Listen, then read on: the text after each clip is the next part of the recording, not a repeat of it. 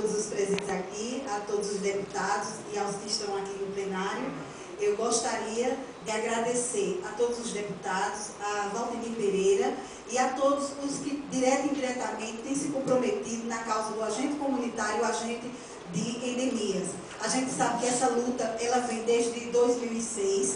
desde a emenda constitucional 51, e anterior a isso tudo é uma luta de mais de 20 anos. Que essa categoria tem lutado e tem se esforçado, e graças a Deus, primeiramente, e a todo o compromisso dos deputados e senadores, temos chegado até aqui, e muito mais a gente precisa avançar. E em nome dos agentes comunitários de saúde e dos agentes de endemias, que Simone depois vai passar a lembrancinha, a gente quer entregar, em nome dos agentes comunitários de Caruaru, ao deputado Valdemir Pereira,